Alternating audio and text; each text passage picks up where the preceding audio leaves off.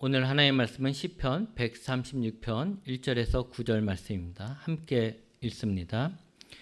여호와께 감사하라. 그는 선하시며 그 인자하심이 영원함이로다.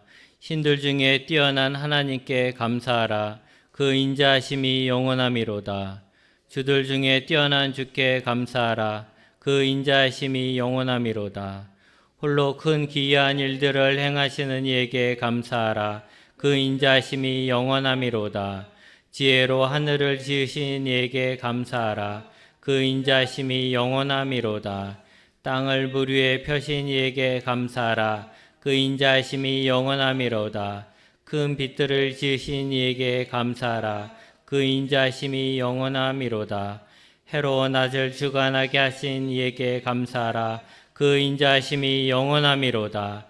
달과 별들로 밤을 주관하게 하신 이에게 감사하라.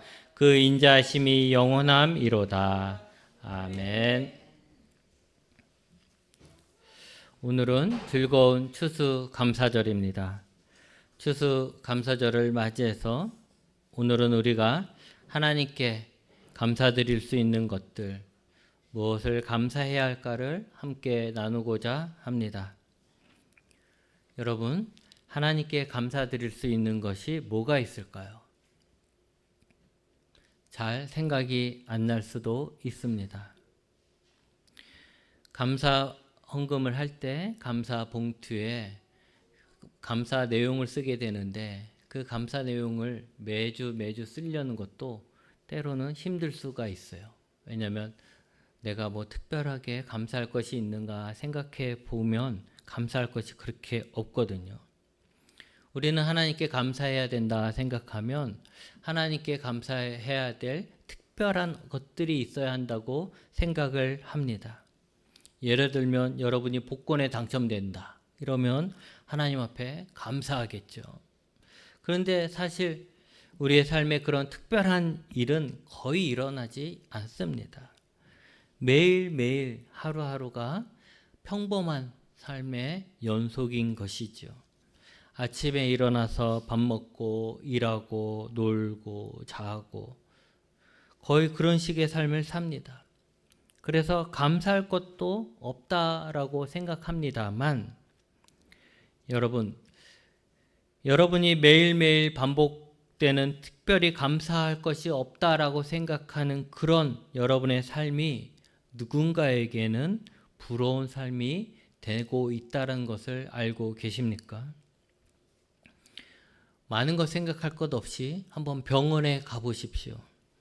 얼마나 환자가 많은지 모릅니다. 주차할 곳이 없는 곳, 그곳이 바로 병원이죠. 거기 가면 이름도 들어보지 못한 희한한 병으로 고통받는 사람들이 참 많이 있습니다. 심지어 그들 중에는 젊은 사람도 많고요, 어린 아이들도 많습니다. 그들은 여러분이 집에서 생활하는 것을 부러워합니다. 병원에 입원해 있는 사람들은 갈 수도 없지만 갈 곳도 없습니다. 기껏 운동하는 것이 병원 복도를 돌아다니는 것이죠. 그리고는 답답하니까 바깥바람 쐰다고 조금밖에 안 열리는 그 창문에다가 코를 대고 숨을 쉽니다. 그런 병실 생활을 한다는 것이죠. 그들은 여러분이 먹는 음식들을 부러워합니다. 여러분은 아무렇지도 않게 매일 먹는 밥이라고 생각하지만 병원에 있으면 그 병원에서 주는 밥이 참 맛이 없습니다. 못 먹게 하는 것도 참 많습니다. 저는 제가 이제 배가 아파서 병원에 입원했을 때 또 그럴 때 다른 것보다도 커피를 못 마시게 되니까 커피를 마시는 사람이 참 부러웠어요. 그래서 커피를 마시기 위해서라도 빨리 낫고 싶다라는 생각을 했습니다. 우리가 아무렇지도 않게 마시는 커피가 누군가에게는 먹고 싶은, 그래서 부러운 그런 모습이 된다라는 것이죠. 어쩌면 나이 드신 분들은 자신의 삶이 특별히 감사할 것은 없다라고 생각하실 수도 있습니다. 왜냐하면 몸도 아프고요, 할 수 있는 것도 없다라고 생각하기 때문에 그렇습니다. 그런데 여러분의 나이에 요양원에 계신 분들도 참 많습니다. 여러분보다 더 젊은 분이 치매에 걸려서 고생하시는 분도 많습니다. 그들은 여러분이 예배를 드리기 위해 교회에 올 수 있는 것이 참 부러울 것입니다. 그들은 여러분이 그 나이에도 교회에서 봉사를 할 수 있다는 것이 참 부러울 것입니다. 저는 개인적으로 80이 넘으신, 80이 넘으신 분들을 보면 부럽습니다. 내가 과연 저 나이까지 살 수 있을까 하는 생각을 하게 되는 것이죠. 저희 어머니도 아버지도 그 나이에 삶을 살지 못하셨습니다.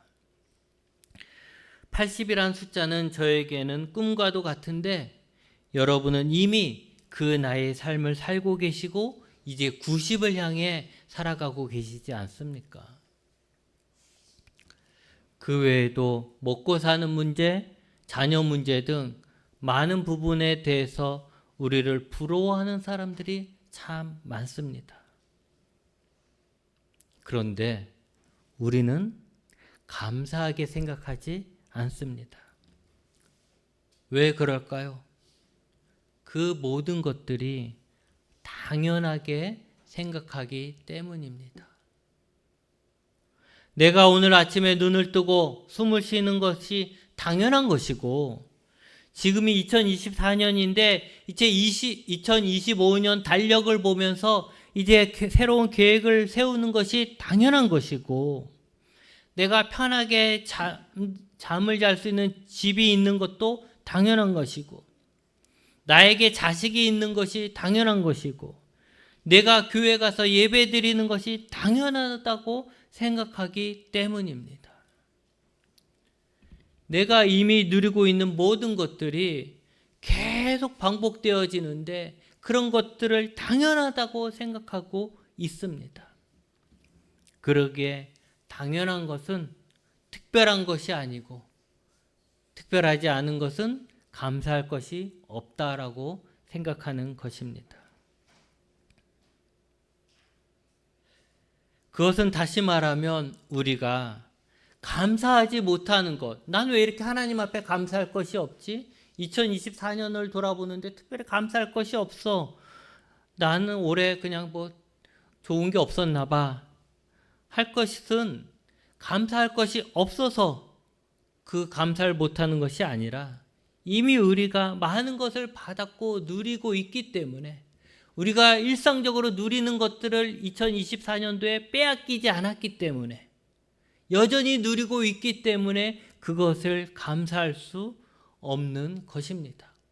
만약 여러분들이 2024년에 집을 빼앗겼다면 여러분이 지금 집에서 나올 수 있었던 것에 대해 감사할 것입니다.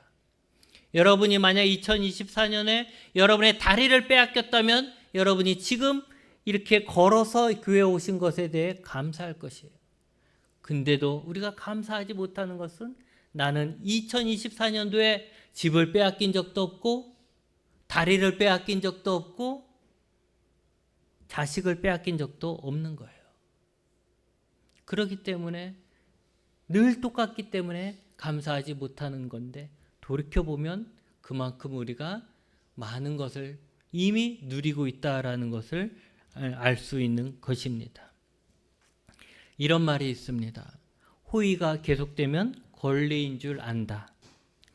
누군가가 잘해주면 처음에는 감사해야 합니다. 그리고 보답을 하려고 하죠. 그러나 계속 잘해주면 언제부턴가 나는 늘 호의를 받을 수 있는 사람이고 받아야 하는 권리를 가지고 있다라고 생각하게 됩니다. 그래서 호의를 처음에는 감사하게 받다가도 이제는 당연하게 생각되어질 때부터 호의에 대해서 감사하지 않는 거죠. 여러분, 당연하다는 것을, 여러분이 생각하고 있는 당연하다는 것을 특별한 것으로 생각해 보십시오. 여러분이 지금 나이까지 살고 있는 것이 당연한 것이 아니라 특별한 것입니다. 그러니 감사할 것이지요. 여러분이 이 교회에 와서 예배를 드릴 수 있는 건강이 있다는 것도 특별한 것이기에 감사해야 합니다. 그리고 여러분이 예배를 드릴 수 있는 믿음이 있다는 것도 그것이 당연한 것이 아니고 감사할 일입니다. 장년들은 자신들이 일해서 먹고 살 수 있는 것에 대해서 감사해야 하고, 자녀들은 자기가 일하지 않아도 엄마 아빠가 먹여주고 입혀주고 용돈 주는 것이 당연한 것이 아니고 감사할 일이 된다는 것을 알아야 합니다. 우리는 너무 쉽게 당연하다 말하지만 사실 당연한 것은 없습니다. 남자가 여자가 되고 여자가 남자가 되는 시대에 당연한 것이 어디에 있겠습니까? 자녀가 부모를 죽이고 부모가 자녀를 죽이는 이 시대에 당연한 것이 어디에 있습니까? 건강하던 사람이 갑자기 뇌출혈로 쓰러져서 죽는 이 시대에 당연한 것이 어디에 있습니까? 평생을 같이 사랑하며 살 것이라고 결혼한 부부가 이혼하는 경우가 넘쳐나는 이 시대에 우리 부부가 또 우리 부모님이 이혼하지 않고 사는 것이 당연한 것이라고 말할 수 있겠습니까? 내일 어떻게 될 줄 모르는 삶에 우리는 살고 있는 것입니다.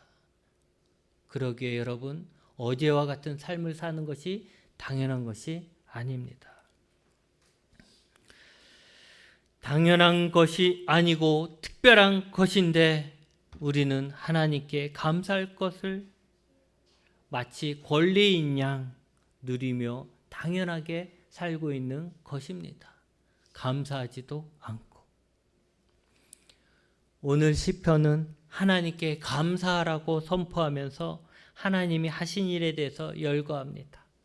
그 중에 오늘 우리가 읽은 말씀은 하나님이 이 세상을 만드신 것에 대해서 감사하라고 하십니다.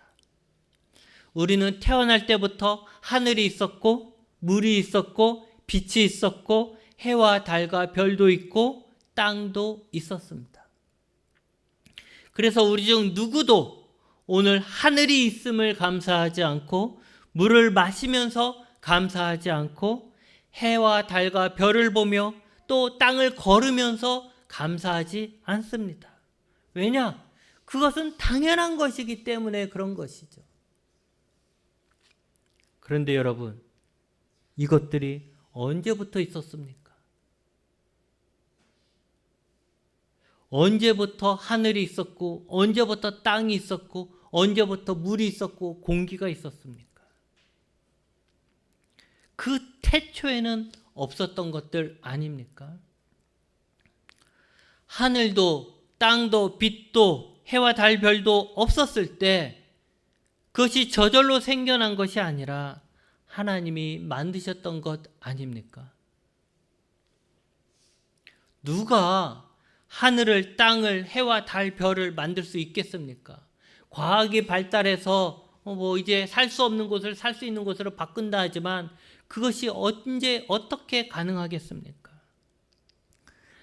누구도 이 하늘과 땅을 또 별들을 만들지 못하죠. 그래서 하나님을 믿지 않는 자들은 뭐라고 합니까? 저절로 만들어졌다는 거예요. 왜 저절로 만들어졌다고 그럴까요? 그것이 만들 수 있는 것이 아니라고 생각하기 때문에 그런 것이죠. 이것은 도저히 누군가가 만들 수 없다라는 것입니다. 그런데 하나님이 만드셨습니다. 하나님이 이 세상을 만드신 것에 대해서 그래서 감사해야 하고, 하나님이 이 세상을 만드실 수 있는 지혜를 가지고 계신 것을 감사해야 하고, 하나님이 사람들이 살기 좋게 질서를 세워주신 것에 대해서 감사해야 합니다. 이런 것들이 없다면 우리는 혼돈 속에서 살 수가 없는 것이죠. 우리가 누리고 있는 이 자연이 처음부터 존재했던 것이 아니고 그러기에 당연한 것도 아니기에 이 모든 것을 창조하신 하나님, 특히 우리가 살기에 좋도록 만드신 그 하나님의 지혜와 인자하심에 대해서 우리는 감사해야 합니다. 여러분, 부모 없이 태어난 자식이 어디에 있고 창조주 하나님 없이 태어난 세상이 어디에 있겠습니까? 그러나 불효자는 마치 부모 없이 자신이 태어났고 부모의 희생 없이 자신이 잘나서 산다고 생각합니다. 더 나아가 부모가 실수라도 하면 부모가 필요 없는 것처럼 대하기도 합니다. 그런 자는 불효자라는 것이죠.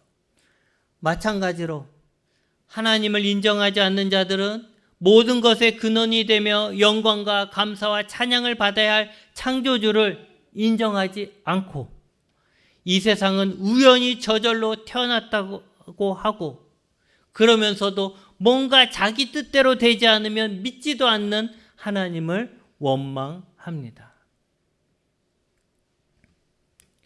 오늘 우리는 당연하다고 생각하고 살아가는 것들, 그래서 잊어버린 하나님의 은혜를 생각하며 하나님께 감사하시기 바랍니다. 추수를 마친 농사꾼은 다음 해의 열매를 얻기 위해 땅을 갈아엎어 딱딱한 땅을 부드러운 땅으로 만들고 씨앗을 심습니다.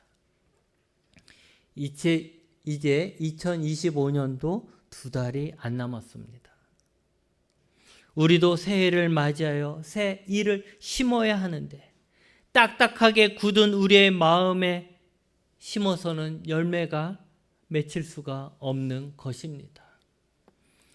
그러기에 마치 농부가 농작물을 심기 위해 딱딱해진 땅을 갈아엎어 부드러운 땅으로 만드는 것처럼 우리가 감사를 잊고 당연하게 느끼며 그 속에서 불평불만으로 딱딱해진 우리의 마음밭을 축복의 씨앗을 심을 수 있는 부드러운 마음으로 바꾸는 작업이 있어야 하고 그 작업은 당연하다고 생각한 모든 것들이 사실은 하나님의 도우심과 인자하심의 결과였던 것을 인정하고 진심으로 감사를 드리는 것입니다. 오직 하나님 앞에 감사드리는 그 일이 여러분의 마음을 부드러운 마음으로 바꿀 것입니다. 바라기는 우리 모두가 무에서 유를 창조하신 하나님을 생각하며 작은 것 하나까지, 지극히 당연하다고 생각한 것 하나까지 하나님께 감사드리는 마음을 회복하시기 바랍니다. 기도하시겠습니다.